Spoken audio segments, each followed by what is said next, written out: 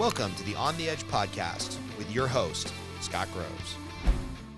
Hey there, it's Scott Groves with the On the Edge podcast. This is an episode of Scott's Thoughts, so just kind of a solo cast where I'm going to rant about a bunch of stories that I have up in my browser. And, this episode sponsored by me because I pay for Chris. I pay for all this camera equipment. I pay for all the YouTube publications and advertisements and everything else. So if you need to do a mortgage anywhere in the country and you trust what I'm talking about, then you could probably trust me with your mortgage. So shoot us an email. All the contact information will be below. And if I'm not licensed in the state where you're doing your mortgage, then I can refer you to somebody that can. But I basically do this show as a nonprofit. So give us some love. And hey, we also have a new YouTube channel. We're doing mortgage mysteries. If you could subscribe to that, that'd be rad. Yeah, that's if you just funny. Search for mortgage mysteries on YouTube, it'll pop right up. There's the voice of God, aka Chris DeRosa, who's my audio guy. And so we're kind of segmenting our two channels. This is obviously the On the Edge podcast, the not safe for work, not officially affiliated with any mortgage company, coaching company, or person that I might be intertwined with or work for. And then our professional mortgage podcast / mortgage mystery / YouTube channel can be found at YouTube / Scott Groves Team, which is our mortgage mystery series. Anyways, let's get into it. Interesting story out of the Morning Brew. And by the way, I get this question a lot because I consume a lot of information. You know, I have a regular 9-to-5 job, aka doing mortgages. And then on top of that, I do this podcast. And on top of that, I run a coaching business for loan officers. So I'm working somewhere like 70, 80, 90 hours a week. And I consume a ton of information, podcasts, periodicals, books. And a lot of times I get questions asked of like, hey, where do you source information for these podcasts? So there's actually 3 emails I get every morning. And I highly recommend if you want like a little 5-minute snippet every day on different topics on politics, economics, technology, I highly recommend checking out these 3. One is the Morning Brew, and you can just go to morningbrew.com. It's like your little 5-minute daily email you can look over while you're having your morning coffee. I love the flip side. If I was a angel investor, venture capitalist, I would 100% put a couple $100,000 into the flip side because this is an amazing daily email that goes out. And I'll show you one of their archives. This is a daily email that goes out that hits kind of the hot button political item of the day. And then in the email or here on the website, it will show you, okay, what are the talking points from the right and what are the talking points for the left? And I've spoken to the CEO of this company, who's an amazing lady, and her and about 7 other political junkies from all different walks of life got together and created this newsletter and this website. I think they're actually in their B or C round of funding. They've got a couple 100,000 people on their email list with an insane open rate and exposure rate and click-through rate because their content is really good. So if you find yourself more right-leaning and you'd really like to get kind of a balanced view from what the left is thinking about things, or if you're far on the left and you're like, hey, I really want to be a little bit more fair and balanced, pun intended, and figure out what the right is thinking, this is a great daily email where it attacks one issue, gives you the talking points from each side of the political aisle, and I can't say enough good things about the flipside.io. And then the hustle.co is kind of a fun little daily newsletter that talks about different technology trends, business trends, things of that nature. So we're actually going to review a story from 2 of the 3 of these.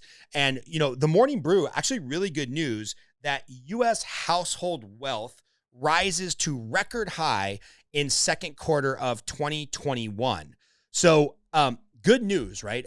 Lots of negative stuff going on the last 18 months, lots of reasons to be frustrated and scared, and a lot of people facing financial turmoil. But if we take a step back, if we zoom out, if we look at the 30,000-foot view of what's going on overall with the overall populace in America, the good news is that household wealth is up considerably by $5.85 trillion, right? And I'm not sure, I'll have to look on here what time period. I think they were looking over year over year.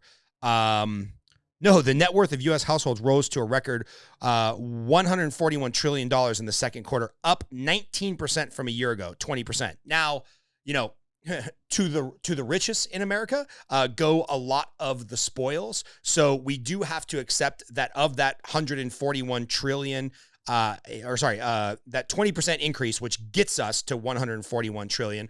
A lot of that, yes, it did go to the top 1%. Yes, Jeff Bezos is extremely wealthy and even more wealthy than he was a year ago because Amazon is basically the number one company in the world right now. And what's been going on the last 18 months have obviously made, having a Prime account, having instant delivery or 1-day delivery or 2-day delivery or 4-hour delivery, whatever you have in your neighborhood, has made that really valuable.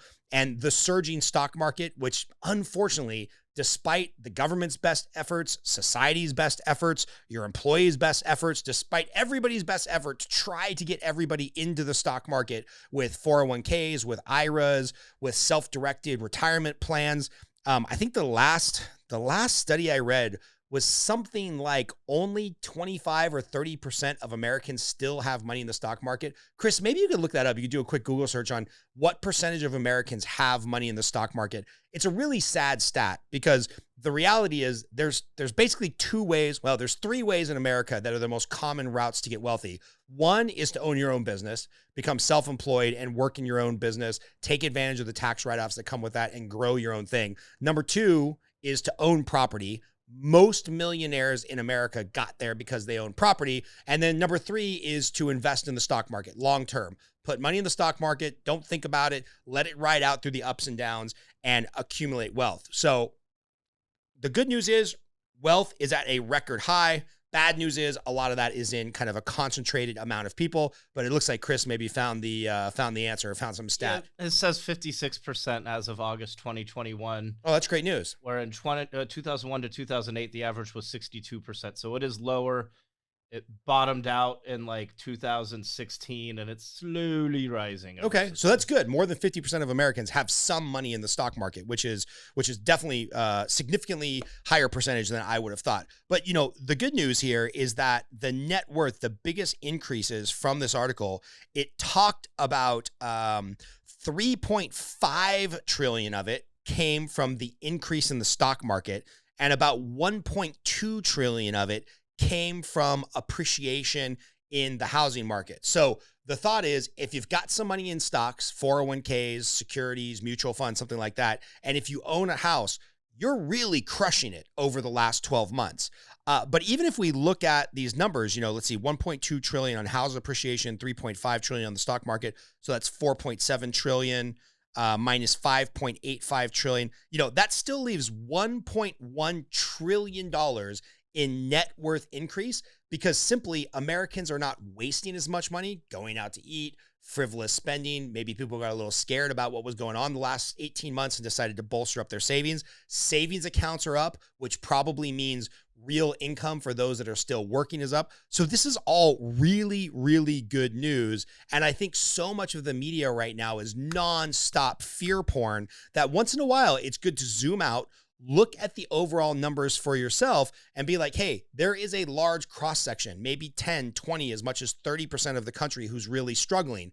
But the silver lining is that means for 60, 70, 80, 90% of the country who has some type of stock portfolio, owns a piece of property, has buckled down and stopped some of the frivolous spending and maybe really, really concentrated on growing that emergency fund, net worth of the country is up in a big way. Now, of course, my cynical opinion is the government's just going to find a way to tax that and take as much of that back as possible to the government. But that's a different story for later on in the podcast. But just, starting with some good news. And that's from the Morning Brew. I could talk all day long, every day about the flipside.io. So I won't talk about too much of that. Just trust me, subscribe to their newsletter. It's a cool 5 or 10 minute quick read. And what I love about the flip side is that if you find yourself living in a bubble where you're just shaking your head and nodding at everything that Sean Hannity says on Fox News, or if you find your head shaking and nodding to everything that Rachel Maddow says on MSNBC, you're probably living in a bubble that's effectively a lot more like a cult than an informed political opinion. So subscribe to the Flipside.io and get some excellent talking points and some excellent thoughts from what the other side is thinking. Because, if you can't be empathetic, sympathetic, or at least understand what your political enemies are thinking, then you don't really have a well thought out political point of your own. Like, one of the things that I think I can most articulately argue is the pro-choice versus pro-life argument, because at various times in my life, I've been on polar opposites of that discussion. There's times where I've been very pro-life. There's times where I've been very pro-choice. We'll do a whole episode one day when I can interview some interesting people on that to talk about where I currently stand. But I feel like doesn't matter which side of the political spectrum, I can jump in there and have a great argument because I've lived on both sides of that political and societal divide. So do yourself a favor, subscribe to the flipside.io, and let's talk about a funny story from the hustle. And by the way, for those of you that are following along at home who know I love cigars, and I try to smoke a cigar every episode, which is so much easier when I'm interviewing people because I can smoke while they're talking, but when I'm doing a solo cast, I can't really talk. I am smoking the Oliva Series V.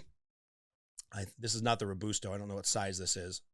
Oliva size? No, I don't know. Anyways, the Oliva Series V was Cigar Aficionado's Cigar of the Year, and when was that? 2013? Chris, you're going to have to fact check this for me. When was the Oliva Series V Cigar of the Year for Cigar Aficionado? Quality control, I think, at the Oliva factory has slipped a little bit since they won that coveted Cigar of the Year, but it's still a great smoke for a very inexpensive price. And if you're looking for something to smoke daily or more frequently and you don't want to break the bank, pretty much anything from the Oliva Series V line is amazing. So there's my cigar tip for the 2012? 2012, yeah, that sounds. I was off by a year. Okay, maybe 2 years.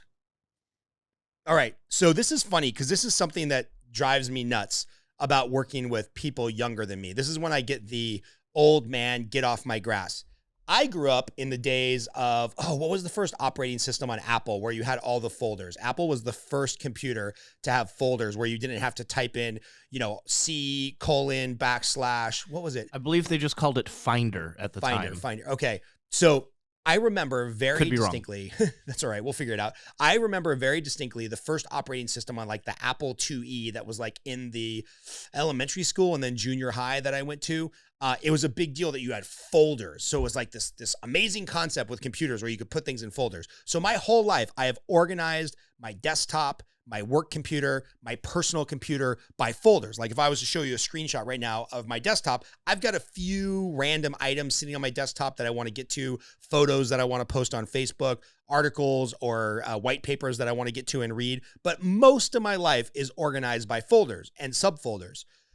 Well, Google killed that because unless you're really neurotic about organizing your Google Drive, pretty much all your documents just live in Google Docs, Google Sheets, the Google version of all of their kind of Windows replica documents and features and programs. And people just either continue to throw documents on top of documents on top of documents. And then when they need to find something, they search for it because we've all gotten used to search thanks to Google. And now people like my son and like younger people who I work with are organizing their desktop by that. And I saw this picture and it almost gave me a stroke. So hopefully we can zoom in on this.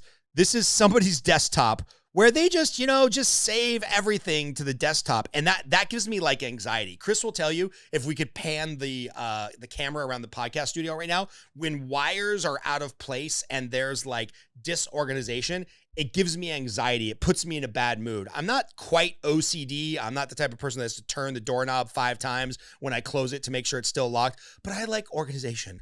I like folders on my desktop. I like to be able to browse through stuff through folders based on the subject matter of the folder name. And this idea that a whole new generation of computer users just basically throw everything on their desktop or throw everything into their Google folder, I mean, good for them for finding a new form of organization. And this is kind of just getting addicted to the way that Google does everything. I swear one day I'm going to write a book called The Amazon Generation that talks about how people that grew up under Amazon and Google, they just see the world in a different way. And talk about a generational divide if you work in a company where it's like You're used to organizing things my way, and now you have a bunch of really smart tech-forward employees who organize their desktop this way. Look for this at a company near you, and frustration on how different generations organize their documents. But thought it was pretty crazy that now, it says here, thanks to Google, search is built into everything. So why be organized? Why have folders? Why have a, filing system? Just throw everything, all the spaghetti up against the wall. And then when you need to search for it, you got a Google search that you can find the strand of spaghetti that you need. Oh man, too much anxiety for me. Moving on to the next story. All right, Disney. This is gonna be the one that gets us canceled from Facebook, by the way, or from YouTube, and probably Facebook. One day when more than 28 people watch, it'll happen. When some video goes viral and we're a big deal, they will come back to this video to make sure we get canceled. All right. Let me preface by saying I have a daughter. I want my daughter to have strong role models. I want my daughter to grow up realizing that she can do anything that she wants. I want my daughter to make a decision for herself, whether she is a badass jujitsu practitioner, or she wants to be a stay-at-home mom, or she wants to be the CEO of Google, or whatever, okay? Also, this is my preface, this is my disclaimer. Also, I can only imagine, if you can tell by the YouTube video, I'm not black. I can only imagine what a rush it was for children who happen to be black to see the first big screen superhero in Black Panther as somebody that's a representative that looks just like them. I never really thought about this until I went to the movies, Black Panther specifically, with a mixed race group of people to see the movie. And then as we were sitting down, I was like, oh yeah, let's see, Bruce Banner, Bruce Wayne, Clark Kent, Peter Parker, basically all the superheroes I grew up idolizing looked just like me. And it wasn't until high school or maybe when I was in my 20s when Blade came out with Wesley Snipes, which, by the way, I love the Blade movies probably more than Black Panther. But that's probably a controversial argument for the comic book nerds to fight. I think they're actually relaunching Blade. But until Blade came out, there was really no superhero on the big screen or TV that black children could look up to and be like, oh yeah, that's my superhero. So I get how transformative and important that is. So those are my disclaimers. And do we have to remake every movie with a strong female lead to appease the woke mob? One of my favorite movies from my childhood was Disney's Flight of the Navigator. It's kind of an under the radar, I would maybe say cult classic. I don't know. You should Google this, Chris. See if Flight of the Navigator plus cult classic, does that return like 3 million views on Google? Let's take a bet. Do you think Flight of the Navigator? It'll be hard to Google right now because all the news is about the new movie. Okay, well, Google. I like it, but like not a lot of people have heard of it, and that's true. I'm only a few years younger than you. That's true. So shout out to Flight of the Navigator. If you've never seen it, it's the story of this kid who sneaks into like a NASA, test site, and he finds out that there's this super cool, like, I don't know, football. It looked like a Nerf football silver orb that turns out to be a spaceship that all the NASA people and the Secret Service is trying to get into. And then the ship picks this kid as the navigator. And it turns out there's all these cool aliens in there and whatnot. I love this freaking movie. I probably watched this movie 100 times when I was a kid because it was one of the few Disney videotapes that my grandmother had on VHS. And it's probably because since nobody watched it, back when VHS tapes cost $100 each, it was probably $100 to get the classic Disney animation movies. This one was probably on sale for $20, so my grandma picked it up and I watched it a ton of times. And of course, they're remaking it with a strong female lead. And I'm like, all right, like I get it. I really do. I want my daughter to see movies that she really likes to see. But do we really have to revisit every single intellectual property and make sure that we have the correct number of females and the correct number of each minority represented throughout society and the correct number of gay superheroes and the correct number of this? It's like, can't we just tell good stories and not have to have everything fit a demographic agenda? I don't even know if this is a complaint more than just an observation. And maybe I'm just being a grumpy old man, like, get off my grass. I want things to be the way that they were when I was a kid. But it does feel a little weird that, like, you go to Pirates of the Caribbean. They have to change the Pirates of the Caribbean mascots because, Johnny Depp was accused of something. So now he can no longer be in the stage show or what do they call that? What do they call that when it's a fake person? Come on, Pirates of the Caribbean. Well, at Disneyland, there's several. There's audio animatronics. Those are the ones that talk to you, and the other ones are just animatronics. Okay, so the audio animatronic of Johnny Depp sitting there in Pirates of the Caribbean, they have to get rid of that, of course, because now he's persona non grata because of some domestic dispute he might have had with his ex-wife. So they got to get rid of him, and then they have to remake XYZ, and they have to remake ABC, and it's just... Can't we just look back in time and be like, hey, for that time and place, that was a fun movie. That was an appropriate casting choice. And, things change, but let's move on. Come up with some new stories. Like, I want my daughter to see like a new, cool story that we haven't even seen before with a cool, strong female lead, not just like retreading the same intellectual property and plugging in new appropriately determined demographics, based on some sample study that Disney said to appease some hardcore crowd of the loudest people on Twitter. It's just kind of annoying. Again, I don't know if I have a point. I don't know if I really care or if it's just something that came across my radar, but I thought it was worth talking about. All right, moving on. Oh, this is an interesting one. Okay. This might be a little academic, but that's okay. So some of you know, because I mentioned it before, I hired a tutor when I started doing this podcast. Brilliant guy, undergrad and master's degree from Columbia, PhD from Brown University. He's currently an adjunct, or no, he's actually applying to get his PhD, but he'll get it because he's a brilliant guy.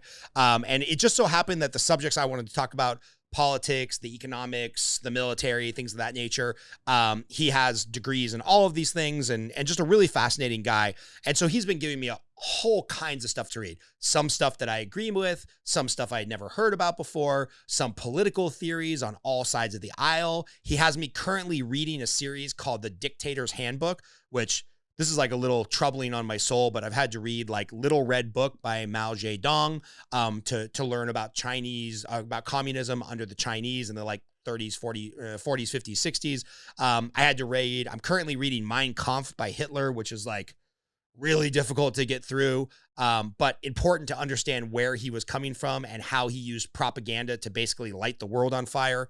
I previously read The Communist Manifesto by Karl Marx, and really the tutor, or I should call him professor's, goal in this series of reading that he has me do is to understand where competing political philosophies came from, and frankly, how some of the greatest tragedies in the history of our world, aka, the extermination of the Jews during World War II, the famine that followed the Bolshevik Revolution in Russia, the famine that followed the election of Mao Zedong as their, I think they call it premier. I think they call it premier in China. I can't remember. It's not a king. It's not a president. But hey, look up what they call their supreme chancellor in China. I'm going to feel really ignorant now that I just read this whole book and I don't even know what his title was. I think they call it chancellor.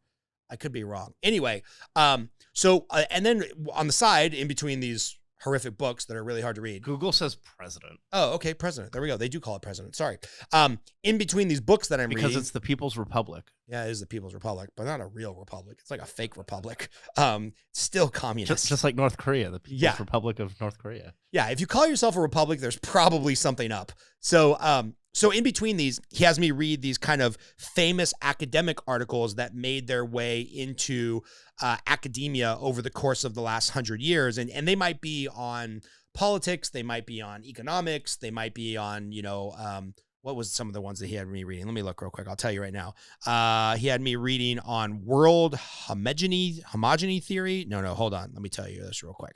Power transition theory, hegemonic stability theory, social Darwinism, like all this stuff that he's either been disproven and is like part of the common like lexicon, or stuff that's like still studied today as kind of like a given in science. So there's this article called The Tragedy of the Commons, and its population problems has no technical solution. It requires a fundamental extension in morality. And, the argument here, the tragedy of the commons is, let's say we have a common pasture right outside my house, a big hillside for animals to graze on. Well, if it's common land and I have a bunch of cattle and Chris has a bunch of cattle and we live on ranches on opposite sides of this grazing land, but it's common land. Maybe nobody owns it, or we don't know who owns it, or the government owns it and lets everybody use it for free. The tragedy of the commons is that this common space, if I'm optimizing for Scott Groves, I should put as many cattle out there as possible. But if Chris is optimizing for Chris DeRosa, he should put as many cattle on this grazing land as possible. And eventually, the two of us putting as much cattle as we can possibly manage and sustain overgrazes the hillside. Now we have no grass and both of our herds of cattle die. And that's called the tragedy of the commons. And it's explained in this article. We'll actually link to this article in the show notes so that you can read this if you want. It's kind of academic, but it's not so academic that you can't read it and kind of understand what's going on.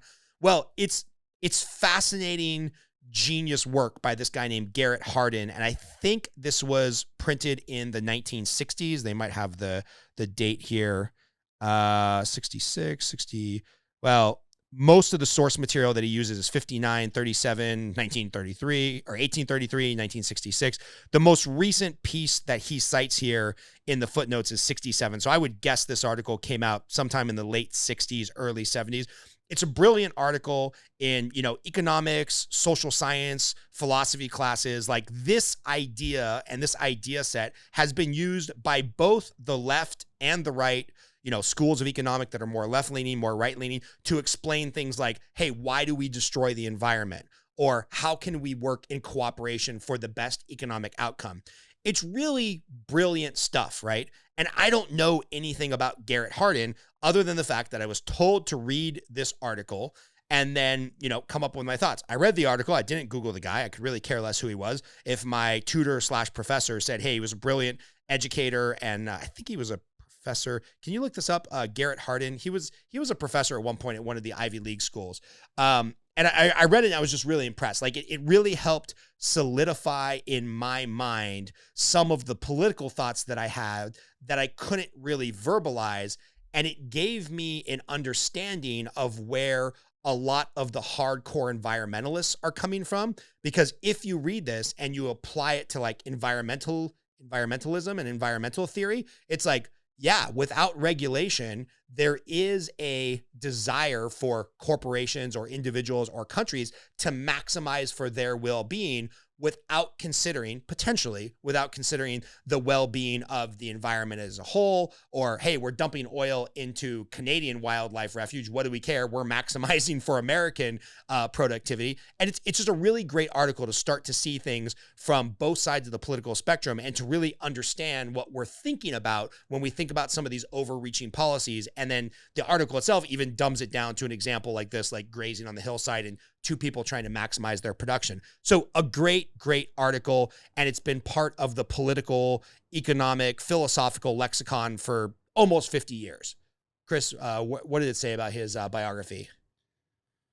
Well, Hardin has a BS in zoology from the University of Chicago, a PhD in microbiology from Stanford, and then he was a professor of human ecology at UC Santa Barbara. Oh, okay. So, hey, a bright guy from the West Coast. He didn't even have to go all Ivy League and move back to the East Coast to be famous.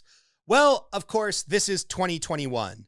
So why look at the underlying facts and why look at the political theory of people if you can attack the individual, right? So, of course, in the Scientific American, which is a very well-established scientific review journal, there is an article that's been floating around for the last couple of years, The Tragedy of the Commons. The man who wrote one of environmentalism's most cited essays was a racist, eugenics, nativeness, Islamophobia, plus his argument was wrong. Plus his argument was wrong. And it's like, okay, well, if this lady who wrote this article, who is it? Who wrote this article? I don't even know. Why is there no source to this article? Because there's a longer version of this article that I saw earlier. By Mato Mildenberger. Okay, Mato Mildenberger, I don't know who you are. I didn't look you up. But if you feel that this gentleman, Garrett Hardin's arguments are wrong, attack him on the validity of his argument. Attack him on some research that you have done that proves your thesis, right? Because obviously science evolves, theories evolves, our understanding of human morality evolves. But when you start off in a scientific article saying like, well, this guy was wrong because he was a racist, a eugenicist, a nativist, and is a Islamophobe, I didn't even do any research any further because I'm sure in the 1940s or 50s or 60s, this guy Hardin said something racist or said something against Native Americans or said something against Muslims or said something about being, pro-choice or, whatever the intolerable act of today in 2021 is applied to 1940 or 1950 or 1960 or 1970, attacking the person doesn't really do us much good if you're trying to disprove somebody's academic argument. Now, I think there are some times when people's personal life is relevant to an argument they might be trying to make.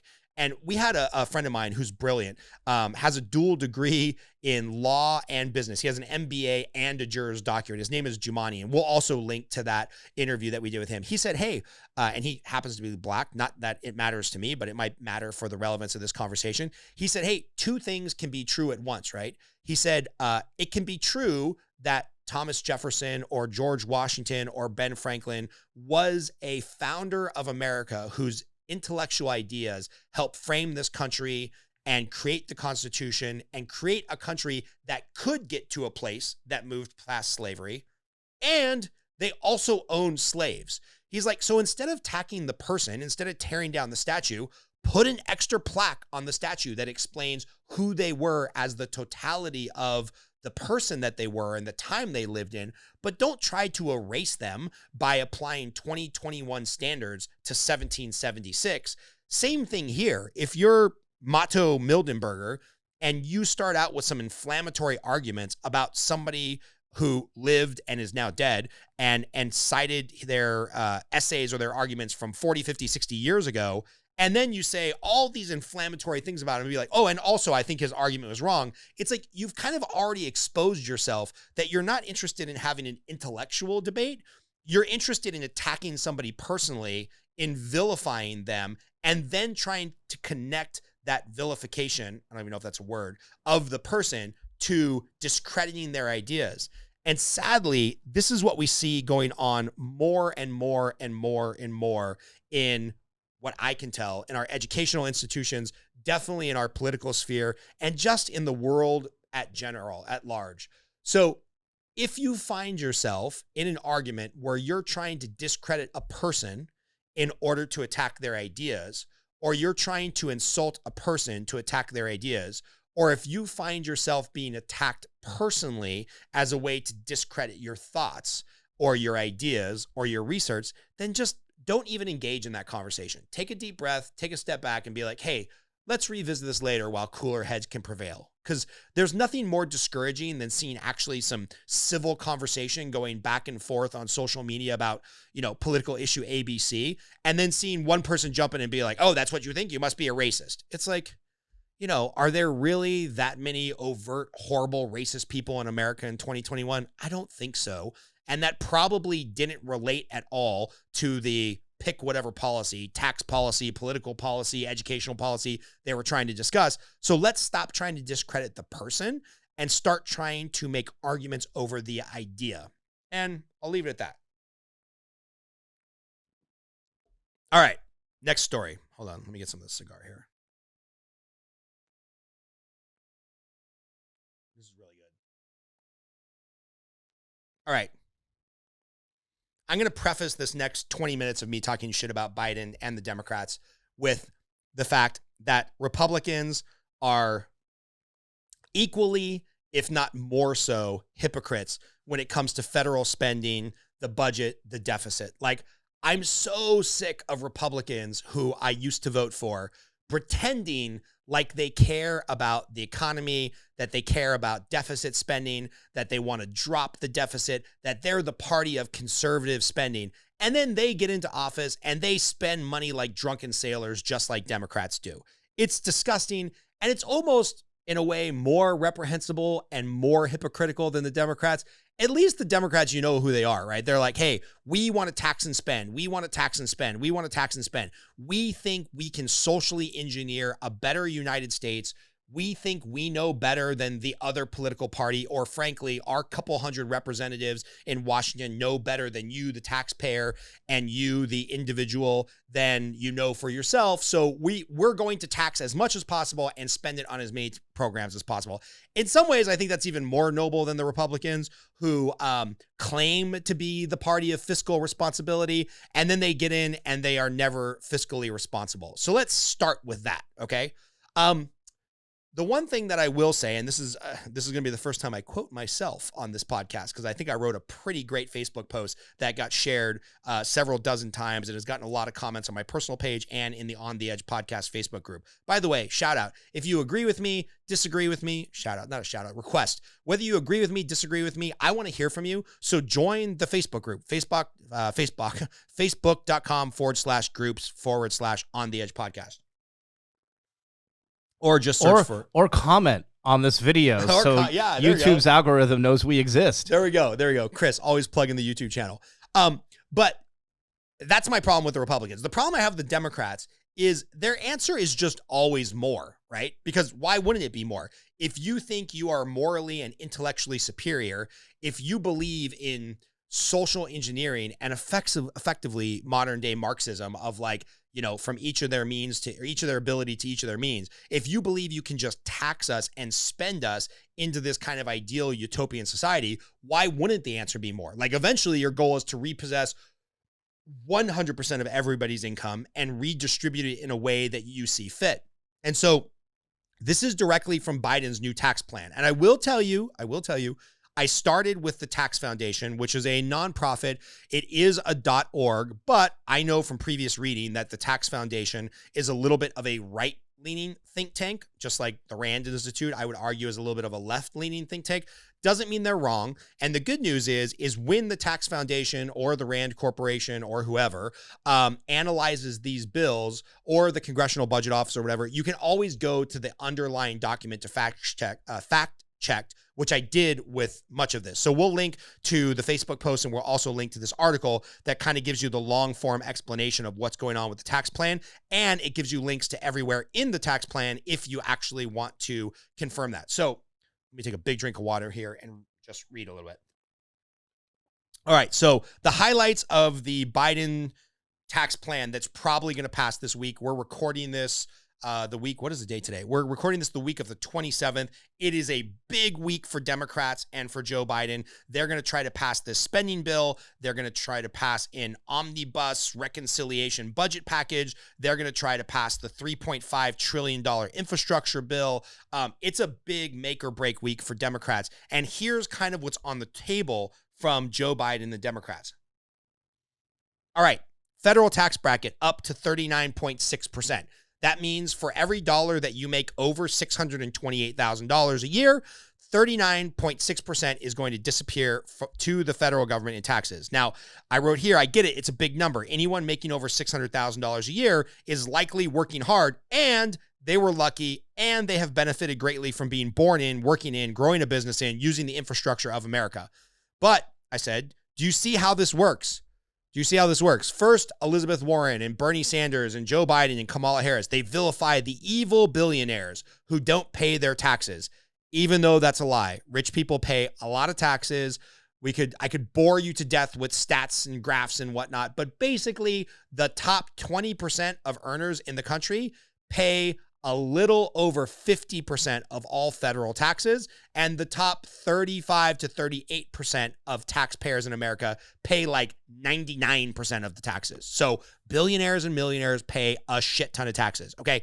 Then they start to redefine this as like, well, it's not only the billionaires that are getting over, it's the millionaires that are getting over. And then the millionaires somehow become people making over $628,000. And then it becomes people with investment portfolios over $1 million. Then it becomes people that have combined net worth or income over $450,000. And pretty soon, as we'll see in a couple slides, it's basically anybody that makes over $600 a year. So Next, I believe, this is my prognostication, this is not in the tax bill. I think if Biden gets his way with this plan, they will end up, before he gets out of office, dropping the maximum taxable rate. So 39.6%. I think they will end up dropping that to somewhere around $200,000 to $250,000 and just say, hey, if those evil people making $100,000 would just pay their fair share, everything would be fine. We would have money for all these programs. All of our problems would be fixed. There would be no homeless people. Education would be amazing. And the military would be fully funded. But it won't be fine because, like I said, the answer for Democrats is always simply to tax more, right? Tax more, tax more, tax more. Okay. Now you couple this with the top tax rate of over 10% in several states like California, New York, like where I live in California. If you make over, can you actually look this up, Chris? What's the top tax bracket by income? I think it goes now to like 11.9% in the state of California. If you're making over, it's a big number. It might even be $1 million. Look up effective tax rates in California, state taxes. I want to say it's like 7% if you make over a couple $100,000, and it's like 12% if you make over $1 million or something. I wish I had a way to send my screen over to you. 37% at $518,401. No, this is California state tax, not federal. Okay. Yeah, so California is going to be somewhere around the tax brackets. California state tax brackets, probably what you want to Google. It's going to be somewhere around, I think, like 12% over $1 million, 7% if you make over 250, something like that. 13.3 for incomes over $1 million, 12.3 from 572 to 999, and then 11.3 from 343 to 572. All right. So if you're making over $300,000 effectively in California, which frankly is a lot of people, you're paying 39 point something to the federal, 11 point something to the state. They basically phase out most of your ability to write off tax deductions and save money. So effectively in California, you start making over $300,000, $400,000, $500,000, $600,000. 50 cents on every dollar you make after that point is going to go to the federal government. Now, again, you could argue, or maybe you believe politically, that these people are super blessed and they should pay more, but the bottom line is they won't.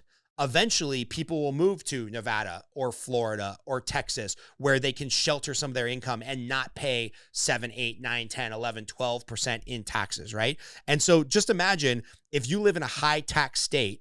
First of all, if you're in a high tax state and you're making large income, you're probably not taking advantage of the social services that the state pays for. Second of all, you might be looking around and being like, dude, we got more homeless in Los Angeles or Austin than anywhere else, but at least Austin doesn't take 10% of my money to waste it on social services that clearly aren't serving society. And then just the thought of the government being able to repossess 50 cents on the dollar is pretty crazy, right? All right, so let's keep going here. Also, here we go.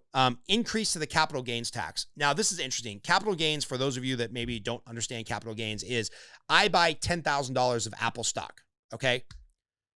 5 years later, I sell that Apple stock for $20,000. I have a capital gain, a gain on my capital of $10,000. I invested $10,000. I sold it for $20,000. I have $10,000 of gain. For most of the tax code, for most of history, the government has looked at that and been like, well, you probably already paid taxes on that $10,000 that you invested. And that wasn't really earned income from your job. So we're going to give that some favorable tax status called the capital gains tax rate.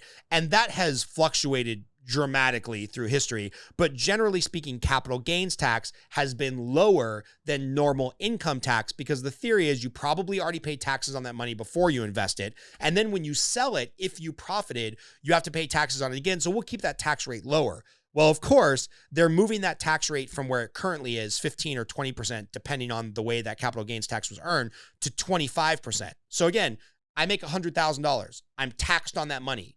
I take some of that money, I invest it, and I invested wisely. Well, 100% of the money that I make is now taxable income at a rate of 25% under Biden's new tax plan. So you're really getting taxed twice. And keep in mind, if I invested $100,000 and I lost $100,000 because I invested poorly, maybe, I don't know, not so hypothetically, let's say I had $100,000 of Washington Mutual stock back in 2007 and Washington Mutual goes to zero. Guess how much I get to write off as a loss? $3,000 a year. If you lose $2 million in investments, you can write off $3,000 a year on your personal taxes. But if you bought cryptocurrency and you made $2 million, you have to pay taxes on that entire gain, right? So if you start to think about like, wow, why does Wall Street try to rig the system? Why is there so much incentive for fraud in the investment world? It's because if you win, you have unlimited upside for the government to tax you on your winnings, on your strong investments, and you get this little tiny $3,000 tax write-off if you lose a ton of money. It's pretty disgusting. Now, the nonpartisan, although I will say they're a little right-leaning, Tax Foundation estimates that this new tax plan will drop GDP, that's gross domestic product, that's the sum of all the money that the country makes, by about 1%, which is a shit ton of money. It will decrease investment in capital stocks, meaning people aren't going to invest as much money in the stock market because they have to pay more in taxes. It will decrease the stock market investment by about 2.5%, will decrease real wages, money that people earn, by about 1%, and will eliminate 165,000 jobs, which is kind of a rounding error. Quite frankly, that doesn't even seem like a big deal based on the overall job market and the fact that the unemployment report every month has ranged over the last couple of years from like 400,000 jobs lost or gained per month to like several million jobs lost or gained per month. So that 165,000 jobs, kind of a rounding error, not a big deal. Now, this is one of my biggest pet peeves, the fact that people think corporate income tax is a real thing. And I got in an argument with somebody on Facebook the other day where he's like, what? You think the capital tax or the corporate tax rate should be 0? Yes, I think the corporate tax rate should be 0. And here's why. So as part of this plan, they want to increase the corporate tax rate. So corporation makes profit. They currently pay a 21% tax rate to the government. They also pay payroll taxes and they collect sales taxes. And like, if you're a corporation, you're collecting so many freaking taxes for the government, it's not even funny. And by the way, you're paying all the people who then pay income taxes on their income. So it's like corporations are the biggest tax scheme ever for the government, but still they want to raise their tax rate from 21 to 28%. All right, let's just do this thought experiment. All right. Let's assume for a second that our tax code isn't a total convoluted clusterfuck of a mess. And yes, I typed that. Our tax code is a total convoluted clusterfuck of a mess because it is. Let's assume that corporations actually pay that rate of 21%, which they don't because they have a million accountants and tax professionals finding ways for them to move their money and put it in Ireland and put their intellectual property over here and domicile this off seas and do this and take this tax write-off and use this depreciation. And there's not a single corporation in America that pays 21% tax on their earnings. They're supposed to pay it on their profit, but even that profit is dramatically depressed based on kind of all the tax tricks that are in the book. But let's pretend for a moment that all companies did their books ethically and honestly, and they didn't overutilize tax write-offs, and they were paying 21% taxes on their profit. Now, we raise the corporate tax rate to 28%. Do you really think Walmart, Costco, Amazon, Target, GM, Ford, Rite Aid, Walgreens, Nike, do you think they're going to just say, shucks, we really love Joe Biden. We're just going to make 7% less profit because we want to give back to the country? Fuck no, that's not what they're going to do. They're going to raise their prices by 7%, right? So if you walk into Rite Aid and you try to buy, I don't know, a package of Pepto-Bismol tablets because you're like me and you give yourself heartburn thinking about all this political stuff, and that little packet costs $12. And now Rite Aid has to pay an additional 7% of taxes on any profit that they garner from the sale of that $12 item. Do you think that A, they're going to keep the price at $12, or do you think B, they're just going to raise the price by 7% to compensate for the new tax, right? And you see this. This is how inflation happens. This is why ice cream was, 99 cents for 3 scoops when I was scooping it in 1993 at my first job at Thrifty's before they got bought out for Rite Aid. And now 3 scoops of ice cream is like $4, right? Because government inflation, more taxation, more regulation, higher cost of goods, it pushes up prices in the entire supply chain.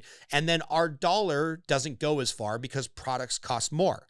But as I said in this post, guess who doesn't care if the cost of Pepto-Bismol, the cost of my house, the cost of my car, the cost of a pair of jeans. Guess what group of people doesn't care if their cost of goods go up 7%?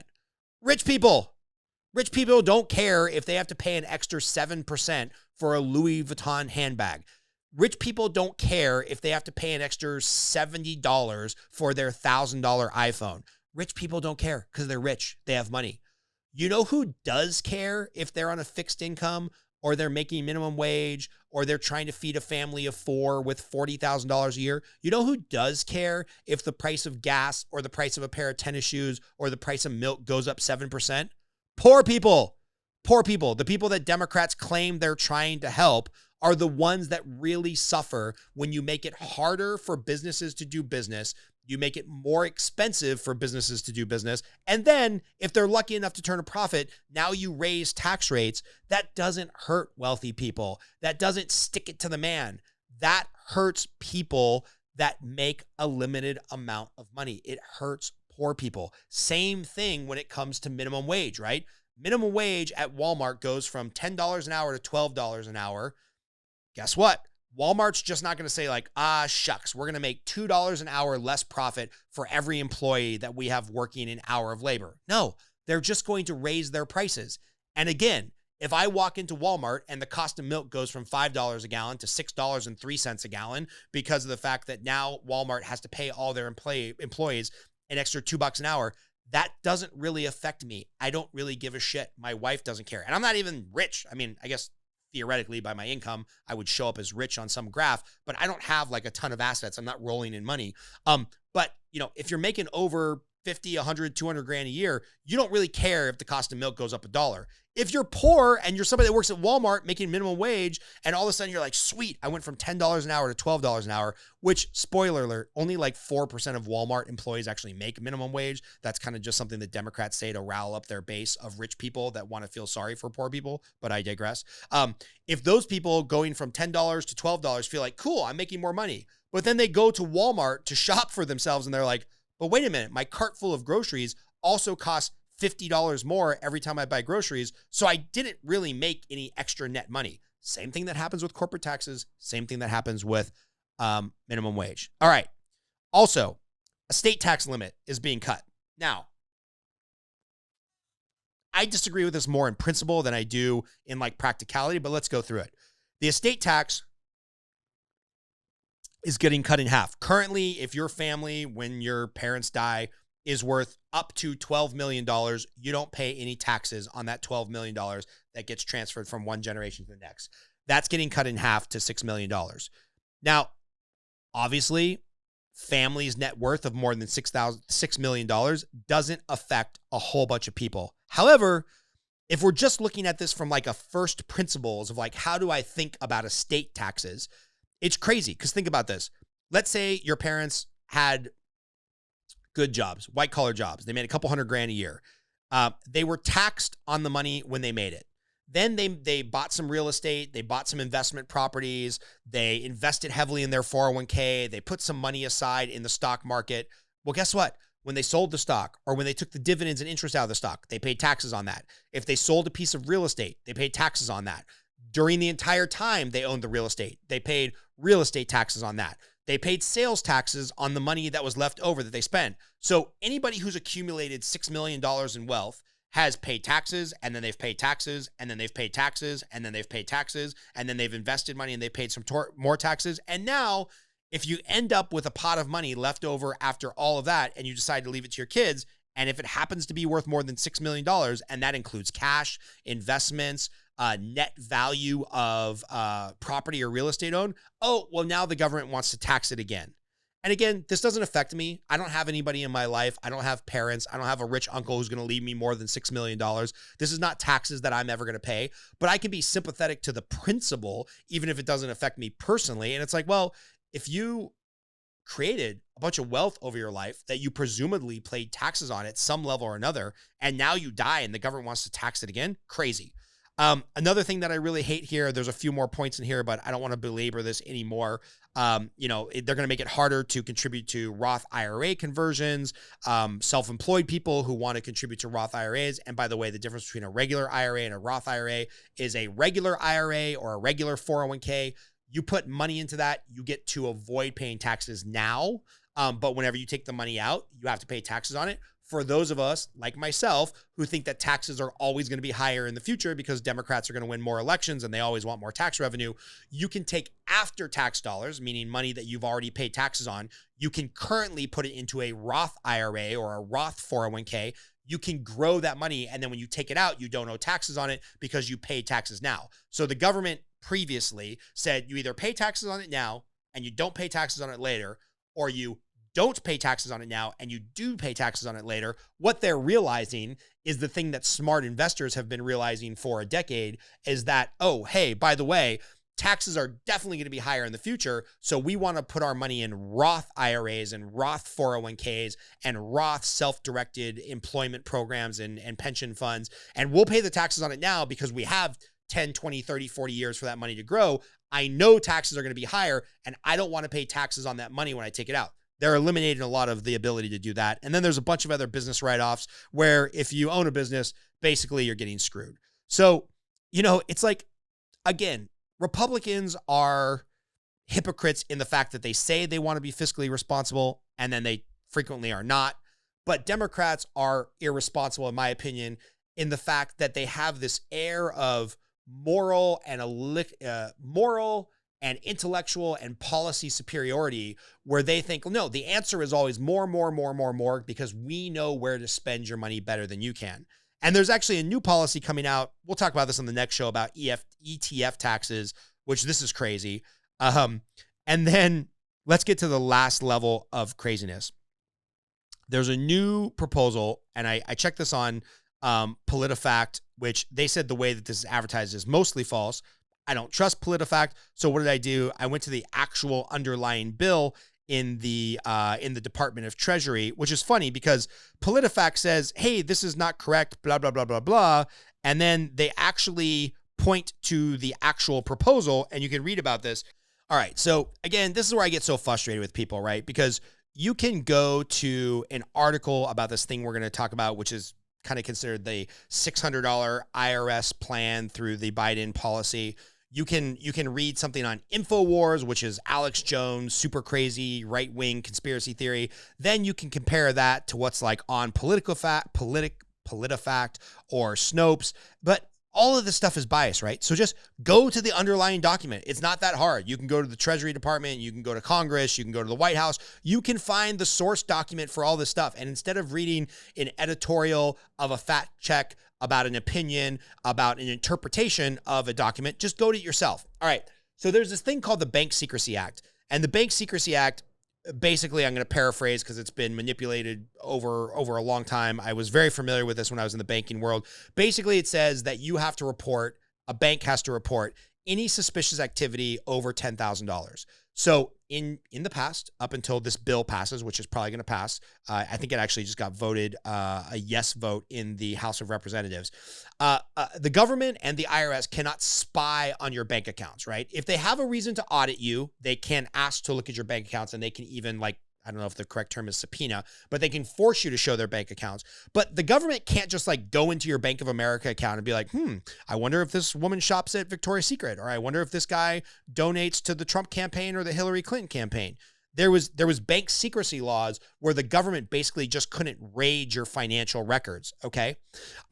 However, there was this thing called the suspicious activity reports that all lenders, I had to take a training on this every year when I worked at the bank, even though I wasn't a teller, of that if somebody is bringing in more than $10,000 cash at a time, or they're trying to structure their transactions where they get $10,000 cash in or out of their account over the course of a 24 hours, the bank has to report that individual to the government, called suspicious activities report. And it's the Bank Secrecy Act that requires banks to do certain reporting on certain types of accounts that could be red flags for money laundering.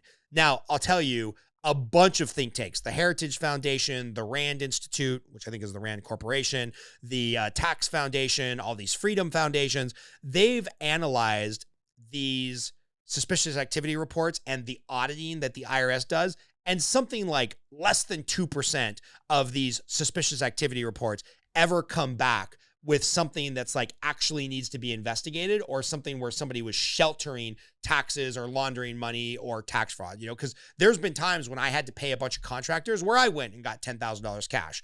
So there was this kind of gray area where if it was over $10,000 in and out of our account, the banks had a responsibility to report to the government. And actually, I have a funny story about this. One of my clients is a contractor, and he also plays high stakes poker. His choice, his money.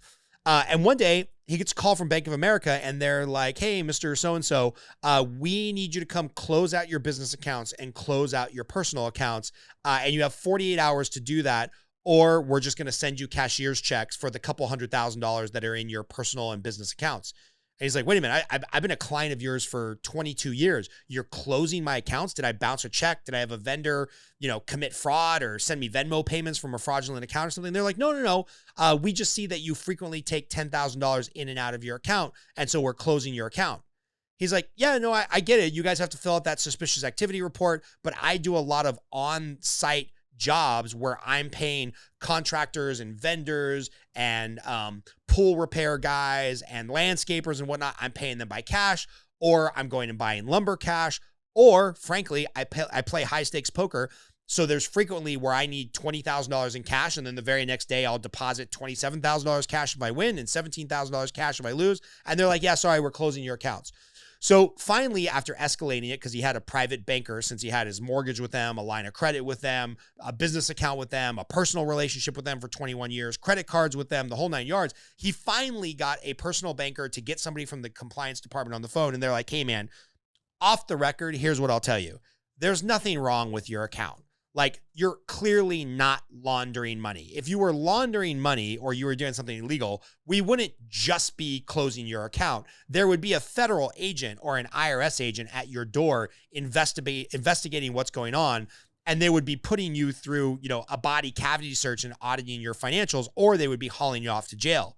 It's like, the reality is once we flag one of these accounts where there's just too much reporting going on, the government makes it so egregiously difficult to comply with their reporting, and they make it so expensive, and it's such a huge burden on the bank. And God forbid you ever did launder money and there was a pattern of you previously taking out $10,000 in and out of your account, it would just be a regulatory nightmare for us. So we're just making the business decision to close your account because it's too much headache for us to regulate it.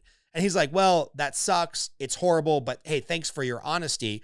And that was kind of his example, his story of what happens when this Bank Secrecy Act. So what's kind of going around social media, and it's being misrepresented by both sides, is that there's a new rule where if your account, and I'm not joking on this, if your account has more than $600 a year of inflows and outflows, you are now subject to this Bank Secrecy Act, where the banking institution or Venmo or PayPal has to transmit that data to the federal government.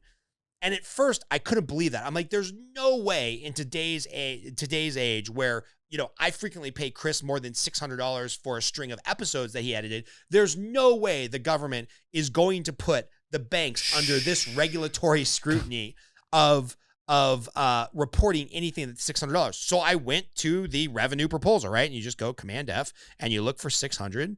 And let's see here, 600, 3,600, 1,600, 3,600, 600. Okay, proposal. The proposal would create a comprehensive financial account information reporting regime. Anytime the government's using the term regime, you should be scared. Red flag should already be going off. Financial institutions would report data on financial accounts in an information return, meaning information return from the financial institution to the government. The annual return will report gross inflows and outflows with a breakdown of physical cash, transactions with a foreign account, transfers to and transfers from another account with the same owner. This requirement would only apply to all business and personal accounts from financial institutions, including banks, loans, investment accounts, with the exceptions below a low de minimis gross flow threshold of $600 or fair market value of $600. So basically, what they're saying is that any checking, investment, or banking transfer account that has more than a $600 balance or fair market value annually, or that has inflows, outflows, transfers, or financial payments of more than $600 annually will be transmitted to the federal government. So basically everybody. So the government is saying, well, now we are going to take any account worth more than $600 or any account that has more than $600 transfer in or out, and we want to audit that account, or we want to have the ability to audit that account. And banks, we're going to basically make you do our dirty work and turn in anybody who has money in the bank just in case they're not paying taxes. And you can see where this goes pretty quickly, right? You can see where this is. Oh, okay, great. Well, let's send all this information to the government and the IRS. They'll cross-check it with, their tax records, and they'll say, hey, John Smith, we see that you only paid taxes on $20,000 of income, but it looks like you had $30,000 of inflows and outflows from your checking account. Well, yeah, I Venmo'd my kid $500 and I took in $700 of Venmo payments because we went out for a fancy dinner and everybody at the table just Venmo'd me because I picked it up with my credit card. Boom, audit. Or more accurately, it's not going to be an audit. It's going to be this scary letter that says, we've assumed or we've assessed that you made X amount of dollars. Please pay us. I've gotten these letters before where the federal government has sent a letter. The IRS has sent a letter to me that says, hey, your income was X. We kind of think your income was Y, and we'd like $2,700 from you.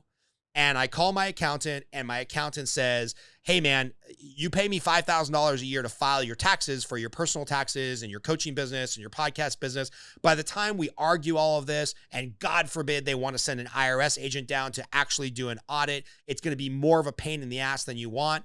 I can fight this for you. I know that we're right. And it's just cheaper for you to pay off the mob called the IRS and send them the $2,700. So what do? I send them $2,700, right? And guess how many people are going to start getting these letters, and how many people are going to run into a nightmare situation where, because of their inflow and outflow of cash, they're going to be on the IRS's radar, even though maybe they don't have a lot of profit to pay taxes on. So let's say, for example, you sell, what's a good example that's around here? Oh, I have these wooden boards up on my wall that have certain sayings like, nobody fails to plan, or nobody plans to fail. They just fail to plan, and retain what you obtain. And a lot of kind of like coaching maxims and life maxims to live by. I buy these on Etsy from this same guy. And he charges me about $50 for these placards. But of course, the placards probably cost him, $20 in wood, $5 in material, $10 in time, $5 in shipping, and then he probably makes a $10 profit. Well, what the IRS is going to see is that through, I don't know if I pay him by the Venmo or PayPal, probably PayPal. Through PayPal, he's getting $50. And I've ordered dozens of these signs as gifts and things for my office and things for my podcast studio. So, he's going to show from Scott Groves hundreds, if not thousands of dollars of revenue and influx that his banking institution now has to report to the IRS. But on that money, he probably only has, out of $1,000, maybe $100 or a couple $100 worth of profit. But guess what? Now the IRS is going to be crawling up his ass because he shows a lot of inflow and outflow of banking. And that's if we're giving them the most genuine interpretation of the law. What's more scary to me is, why does the bank need to know, or why does the government need to know where I spend all my money? You can see with where we're going in our current last 18 months of the government looking more and more totalitarian. Do you really want, if you voted for Trump, do you really want the Biden administration to be able to scrutinize your banking records without just cause, or without an actual audit that's spurred on by you not paying taxes? Or If you're a Biden supporter and all of a sudden Trump is president in 2024, do you trust the IRS and a Trump-led? If you're a Biden voter and Trump becomes president in 2024, do you trust a Trump-led government to have access to all your bank statements and know what political candidates you donated to and know where you spend your money and know kind of all the dark secrets about your bank statements? I can tell you, as somebody who's doing loans for the last 21 years and has to look at 2 months of bank statements for every single client I do a loan for, I can tell you that I see a lot of skeletons in the closet by evaluating people's bank statements. Like, I know if women are buying their lingerie at Target or Victoria's Secrets. I know if guys are subscribing to OnlyFans or Pornhub. I know if people are generally unhealthy, because when I'm looking at their bank statements, checking for large deposits that I'm going to need to source, I know if they're eating at McDonald's every day, right? I know if somebody's fiscally irresponsible because they don't have 2 pennies to rub together and they're getting 100% of their down payment from their family and gift funds, but somehow they spend $37 a day at Starbucks, right? Having access to 100% of somebody's banking records is a really dangerous precedent to set. And I'll tell you, the way this came across my computer was not because it's being talked about a lot in political spheres, is not because the libertarians or the ACLU or these organizations and these political parties that are supposed to freak out of this kind of shit are adequately freaking out, which I don't think they are. This came up to me at my jiu-jitsu class. I was waiting to start a jiu-jitsu class. There was about 20 or 30 of us waiting there stretching out. And one of the jiu-jitsu instructors, who's a badass, was giving a private lesson to some lady and her kids. And after the lesson, he told her, he was like, hey, man, this is kind of weird, but you usually Venmo me, whatever it was, $75 after each lesson for you and your 2 kids. I really don't want to be taking Venmo or Zelle or PayPal anymore for payments. Can we just every 4 or 5 lessons settle up in cash? And she was like, yeah, sure. Why? And he's like, well, I don't know if you heard about that new Biden thing, but any $600 of income that's coming in is going to be potentially audited, and it's a big headache. And he's like, I don't make enough money every year to file taxes because I'm basically a starving student in college who teaches jiu-jitsu on the side. I don't make the minimum, I think it's $17,000 a year, to where you have to file taxes. He's like, but frankly, I just don't want to be on their radar. And I don't want to have a bank account that has more than $600 in it because I just don't want the government breathing down my ass. And I was like, that can't be true. So I pulled him aside afterwards. I'm like, is this a real thing? Like, or are you just talking shit because you want to get taxed? You want to get to cash? And he's like, no, it's a real thing, man. Go read about it. Like, they're going to start auditing or at least having the financial records of anybody who makes more than $600 a year. He's like, and I can't really deal with that, right? Now, in some ways, part of me who says, hey, I really hate when I meet somebody who's dodging taxes, and I can see that on their tax returns. And then, they're also the type of person that complains on social media about like not paying their fair share. Part of me, the vindictive side of me, is like, well, I don't have anything to hide. I pay my fair share of taxes. I pay an absurd amount of taxes, in my opinion. So, those people that are hiding money, cool. Let the IRS go after them. That's what the vindictive, more progressive side of Scott is saying. Like, more taxes. Who cares? Let them pay their fair share. But the libertarian part of me is saying like, man, nothing good can come of the government having access to 100% of your banking records without just cause. It's pretty scary. I'm not sure how it's going to shake out. I'm pretty disgusted by the 100 or so Republican representatives that voted for this, because this did just pass on the House floor. I think, 200 and something Democrats voted for it, 100 and something Republicans voted for it. So it's going to become the law. I'm sure it will be challenged in court. It'll be interesting to see how this all shakes out. And, yeah, should be interesting. I even tried to read this article on the case for robust attack on tax gap. And, they're arguing that something like $600 billion in revenue, the tax gap, is basically what the Department of Treasury and the IRS thinks they should be able to collect in taxes and what they can prove. And their argument is like, there's so many people just avoiding filing their tax returns and cheating the government by saying they make 40,000 and they really make 90,000, that if we could just monitor their bank accounts, then, we'll figure this out and everybody will pay their fair share. But when's the last time the government said, well, if we could just do this one thing, everything would be okay? And then it's never okay because they just want to consolidate more and more power and take more and more money and more taxes. But I digress. All right. Last topic. I am not on Twitter. Actually, I might have a Twitter account. I think I have a Twitter account, but there's probably nothing on there. There's probably a headshot of me from 10 years ago or something. I don't even think I've ever even posted on Twitter. Maybe I tried to 10 years ago. Maybe I followed a bunch of celebrities or sports stars, but I don't think I'm on Twitter. I definitely don't have Twitter on my phone. I definitely don't log on to Twitter because with the way my mind races and I like to argue about politics, my productivity in being a father, shout out to Front Row Dads, John Vroman. I just realized I'm wearing their hat. Front Row Dads is a podcast you should be listening to if you're a dad. And if you really want to be an awesome dad, you should belong to their Front Row Dads group because it's all about fathers who happen to be business owners, not business owners who happen to be fathers. Anyways, shout out to the dads there. If I went onto Twitter, I would have no time to be a father or a husband or do loans or do coaching or do this podcast. I would just argue all day long on Twitter. But there's this guy named Craig Clemson. Don't know who he is. Don't really care. Apparently, he's a Democrat from California or a liberal from California who said, hey, I voted for Gavin Newsom. And today, with many Democrats, this is when the recall election was going on, I will vote to recall him. And again, I don't know who this guy is. I don't really care who he is. But I currently think, in a series of a bunch of tweets, which is apparently what is on Twitter, he kind of laid out all the reasons he's voting to recall Newsom. And it was really, really articulate. He went into the fraud of the unemployment. I mean, $31 billion. $31 billion. Billion.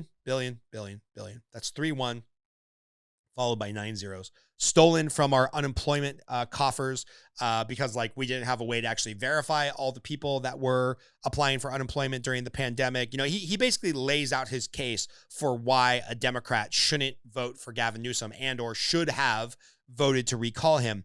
But the one that really struck home, and oh man, this is my pet peeve. You guys know this.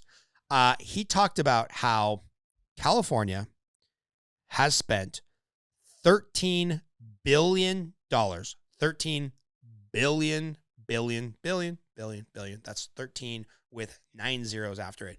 Billion on the homeless problem in the last 3 years. And Governor Newsom, because there's homeless people everywhere in California, is trying to get funding and wants to raise taxes. By the way, California, already the highest income taxes in the country, wants to raise taxes so he can spend $20 billion more over the next 5 years on the homelessness problem. And this just reminded me of, never underestimate bureaucracy's ability to waste money. So let's just, there's still places. Let's do this. Let's do this thought exercise. So if we did 13 billion, I already did this. 13 billion divided by 300,000. Okay. So $13 billion. $13 billion. If you get rid of some of the environmental roadblocks and you kind of are the governor, and so you can just overrule certain zoning issues, you can build low-cost housing. You can build 2 to 3 bedroom, effectively condos or army barracks. You can build low-cost housing for a couple $100,000 a unit, right? So over the last 3 years, the state's spent $13 billion on various homeless initiatives and funding. Had you just taken that $13 billion and divided by $300,000 per house, which can probably house 5 to 6 people, you would have ended up with 43,000 houses for the homeless. Times that by 3 or 4 people per house, you probably could have housed a couple 100,000 homeless people. Chris, how many homeless people are there currently in California estimates? And let's do this. He already spent 13. He wants to spend another 20. So let's take 33 billion. And let's say something really aggressive, like you basically built 151,000. 151,000. All right. So let's do this. Let's take 33 billion, divide by 155,000 homeless people. According to NPR. NPR. I trust NPR. 155,000 homeless people. Okay. Okay. $33 billion. That's what we spent in the last 3 years, and that's probably what we're going to spend in the next 5 years. You're telling me you can't find a way to house people for $200,000, $212,903 to be fairly accurate. Now, look, I get it. If you build housing, there's ongoing maintenance, there's, costs for utilities, things of that nature. But I think if the state came up with a plan to actually build affordable housing, not this bullshit $700,000 per unit that Proposition HHH in Los Angeles has been completely bastardized, like hundreds of millions, if not $1 billion, absolutely wasted on homeless initiatives. But $33 billion, you're telling me that you can't house somebody for 200 grand? You could go out to the Inland Empire. You could go up to Palmdale. You used to be able to buy houses or condos. And if you were the government, you were buying in mass or you're building in mass, you could definitely buy units for $200,000. That's $200,000 per homeless person that you have in the budget from the past 3 years and the projected budget to go to housing people. Okay.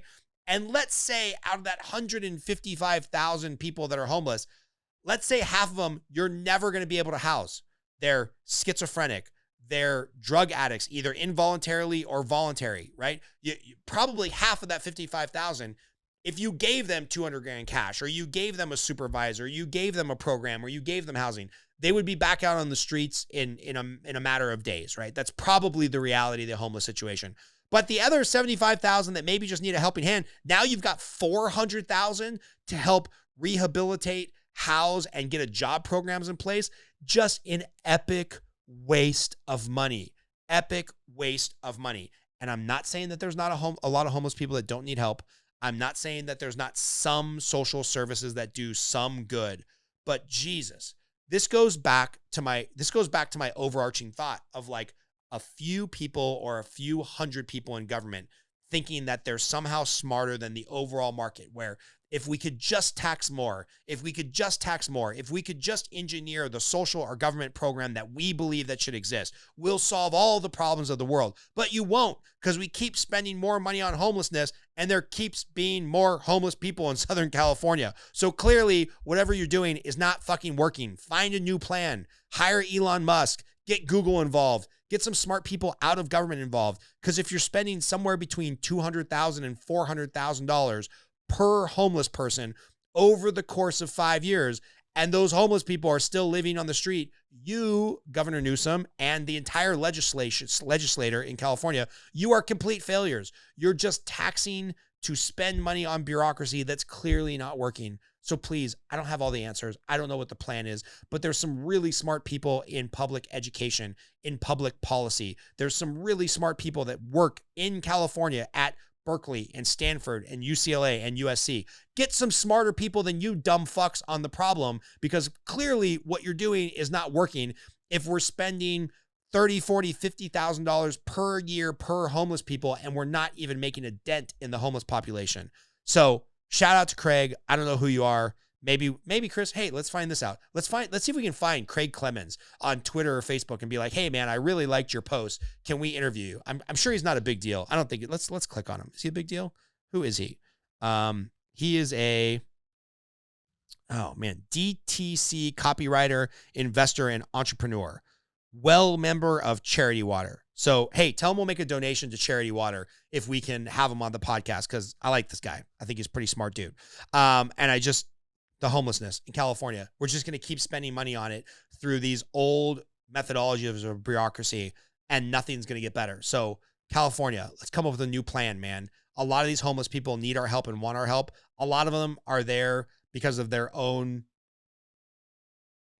flaws or their own addictions, and there's nothing we can do to help a certain cross-section of them. But the money that we're spending and not actually helping people, it's a fucking embarrassment. I'm embarrassed to be a Californian, so can we please fix it? And if you stuck around this long, thanks. I'm a little sweaty because we turned off the air conditioning for the quality of the volume. I'm a little fired up. I'm a little animated. I barely got through my cigar. So now I'm going to drink a large glass of water. I'm going to enjoy my cigar. I'm going to let my blood pressure go back down. I promise you, Charles, my buddy, who wants me to take more of an empathetic approach on a lot of these topics, I will come up with some more topics that I can be more empathetic on, because I promise I just don't want to bitch every day for an hour and a half. I hear you. I appreciate you. I appreciate your feedback. And if you got to the end, I'm sure you've already subscribed, but please leave a comment, click the like button. And like I said, this podcast brought to you by me, Scott Groves, because the money that I make doing mortgages, working in that space 40 or 50 hours a week, and the money that I make doing coaching, which I spend my mornings on the weekends getting all that curriculum in place, that money goes to fuel this podcast, pay for Chris's salary to do all the editing and the sound engineering, paid for all this awesome equipment, paid for this green screen behind me, which you're actually seeing a logo of On the Edge podcast. So if you need a loan, or if you're a loan officer who's looking for coaching, we'd love to talk to you. Email our team, Scott@ScottGroves. And if you want to talk shit or be a guest on the show, Scott@ScottGroves, you can find me there as well. And yeah, it's actually Scott Groves team, because this guy in Australia, who's also named as Scott Groves, he stole all the Scott Groves domains. But yeah, I hope you enjoyed the podcast. Love you lots. Join our Facebook group. Please subscribe on YouTube so the algorithm knows that people care. And I really appreciate you. Talk soon.